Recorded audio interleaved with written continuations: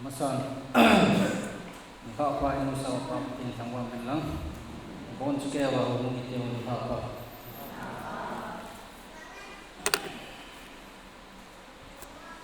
Nervous sih kayaknya, kalau kita tak sih jen,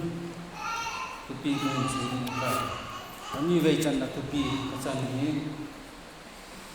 Các chân thì sẽ có thể thông qua cái này thì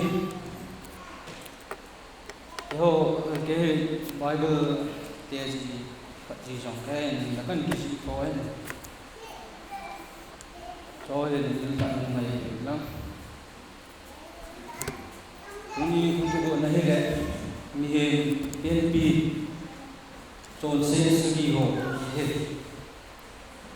cái những tiền có thể là khó ini lo job tu juga senang lo nak kan jadi doa. Abul number 1 hari na John si, second lung tim John si, third na hari bol John si,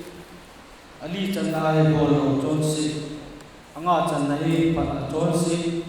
abu chan na John si, segi last pen hari tak san John si. Masa ben hina John si sam lekha chun kisi nana kisi to wa ilhun tin si he Psalm 51:5 song ala khat le nga he jo tu sei thang chapang khat jong ana si ta kong ki ko ti tu chet ba do hum sim ban ve ta te mo sa min hi nuôi sinh hoạt trong John sẽ sang cái sự cây cầu về chỉ hiện mình nghĩ là John sẽ đi đây lâu gì thì lâu in coi là lấy sinh cô cũng mà sang nuôi sinh hoạt John sẽ sang cái sự cây cầu về pen masanga pa ina John se chu ai nge ina John se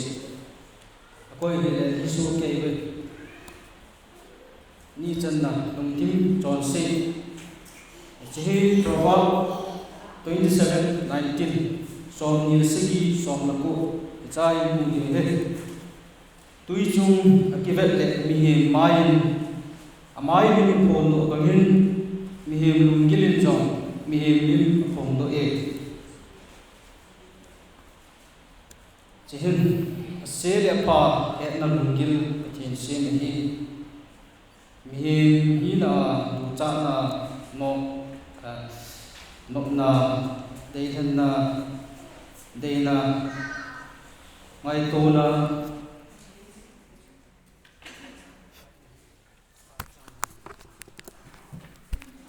lại hai điều tăng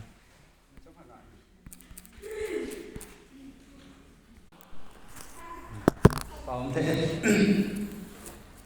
sẽ bắt kiến nghe lùng kim John si Proverbs 27:19 sẽ là pa hết là lùng gil thiên si mà hi na tu cha na nộp na đây thân na đây na ngày tu na thân nộp na lệ tăng đầu hi lùng gil là cái pan ta sa cha sa gì hi chân kia bôi mồ lung tim lung gili thấy ga ni nhà cái bát chun mel ma pa sa ta go son se la pa ki hal chon se tu noya anong ta sin lung gilo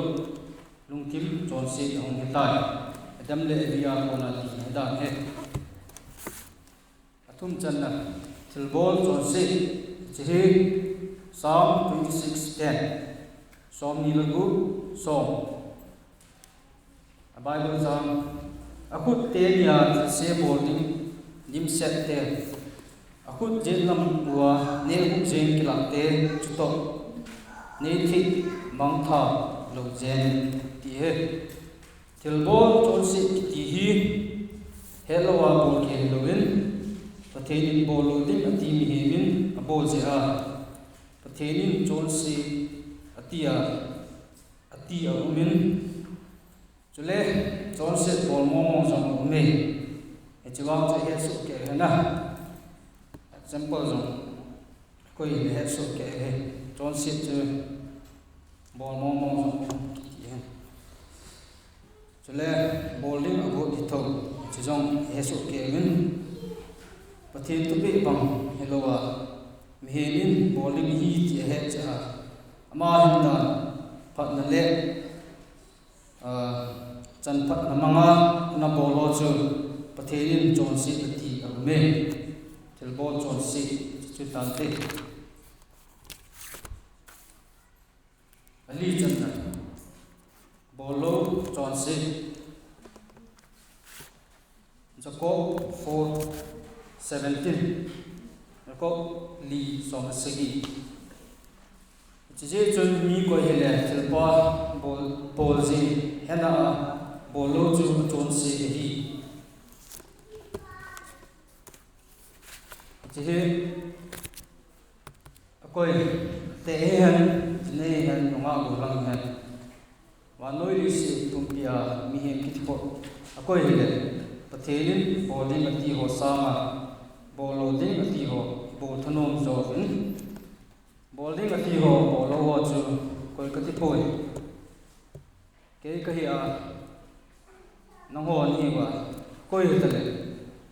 chon se ati to hi chu bolo chon se na hi anga chan na hi patna chon se patna chon se maika sagi li 74 alo apa pen na ki sei jong chu ling tapang ahin lung ti pen ta ki sei pa jong nang tom lak be hi nang tom lak ti chu kam la nang ling le khaw nang ling le khaw hampa na tom atum sei na tabang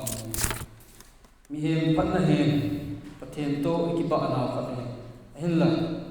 laya sei no pen chu mi hem ko hele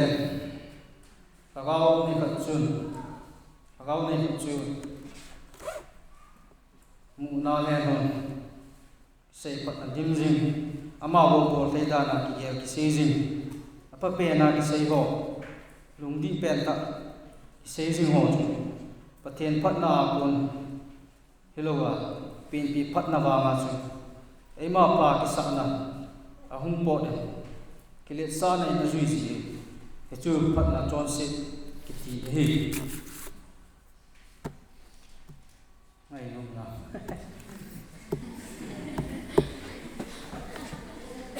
aguk chan na chon pa chon se Matthew 5:20 nga som ije na ti le se pi hi we no ho dan thu sun ho le farsi ho sama na chon phat naw sung nun zo lo le van ma na lo ni mu hi chon phat na ki hi sel pata hi wa chon se alo dim sa hi fel le chon pa sama ma je ho hi pa le ba ki sa na khangun pathen mai chalo abol the na ki son pi ji ni hi pathen mai chan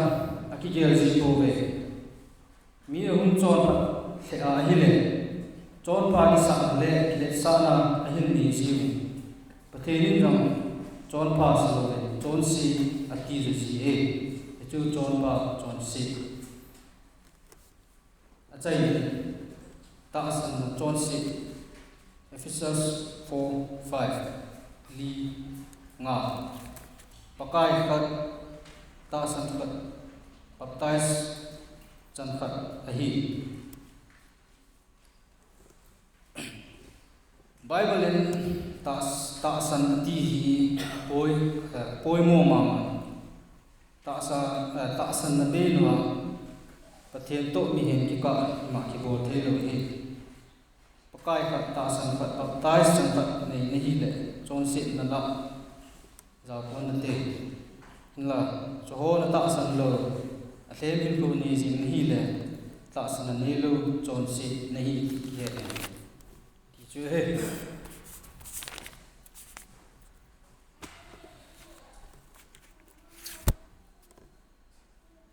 sau ta kan ji wa sei sei la chom te ti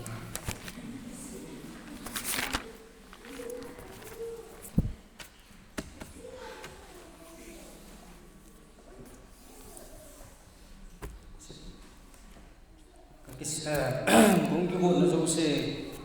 tu pia ka man zo se kan ki se tai ta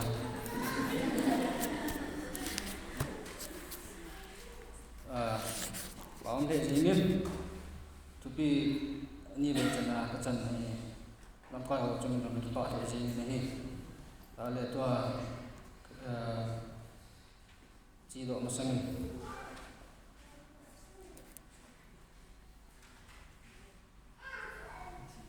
chọn xếp đồ kiếm giàu là cần gì nó bài rồi thì hình nào thu chân là chính gì là phải để ông cái gì nó hi bài bờ trang hi xem tiếng bên đào tạo nó lên hoàn gồm lúc lâu đi mua cái gì hết chọn xếp đồ speaker ba cho evangelist tang ma cho Mizom thilaho palpa ge ki ne bucha kilo se zupam amsi punda jangkan hoi thin lo Galatia 5:19-21 ji he pa he ne chan chi ke pa tan te